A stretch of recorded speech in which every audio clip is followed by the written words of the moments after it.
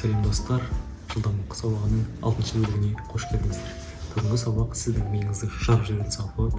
Себебі бұл маған да басқаларға да өте жақсы пайдасын тигізген сабақтардың бірі. Бұл сабақ метроном әдісі деп аталады. Метроном деген жалпы білетініңіз бар, білмейтініңіз бар. Білмейтіндер болатын болса, бәлкім мынандай дауыс естисіздер ғой. Осылайынан естілген мысалы сағаттарда болды.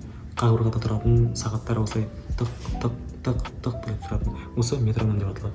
Және де бұл метроном әдісі арқылы біз өзіміздің тіркеспен оқуымызды, көзіміздің суының барлығын және де осы жерде метрономды қосамыз да өзіміздің жылдамдығымызды 2 есе арттыруға мүмкіндік аламыз.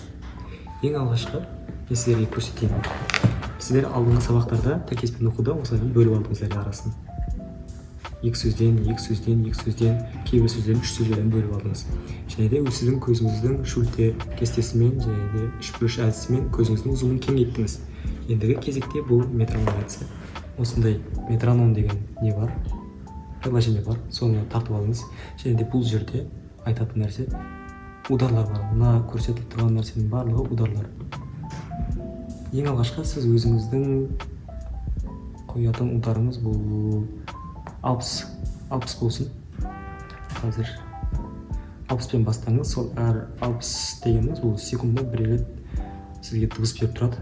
Бірінші тіркестен екінші тіркеске секіру үшін. Міне, қараңыздар, дәл осындай дыбыс шығады. Сіз бұлайынан қайтесіз.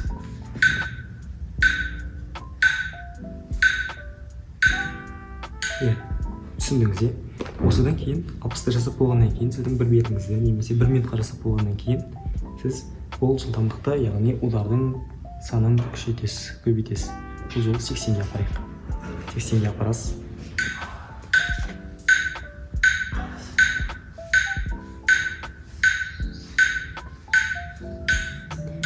Одан кейін 100-ге апарамыз. 100-ге апарамыз, одан кейінгісі 120-ға барамыз. 120-ға барамыз да қайтадан арқаға қайтамыз. Сіз қазір 120-да дауысын естіп көріңіз. 120 дегеніміз біз ең бастапқы 60 соққыдан бастағанда, яғни 60 удардан 2 есе жылдамырақ, иә. Біз 2 сөз оқитын кезде қазір 4 сөз оқып жатырмыз.